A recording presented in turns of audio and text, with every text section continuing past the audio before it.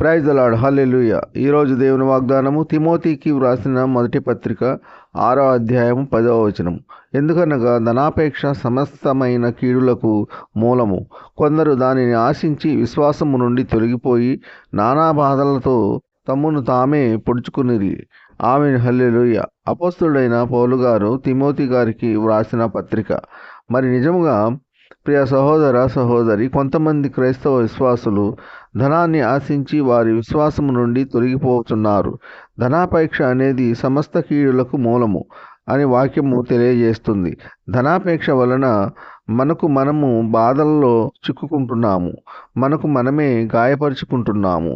మన జీవనోపాధికి తగిన ధనమును సమకూర్చుకొనుట ధర్మమే కానీ చెడు మార్గములలో ధనమును సమకూర్చుకొనుట దేవునికి వ్యతిరేకమైనది, దేవునికి ఇష్టము కానిది.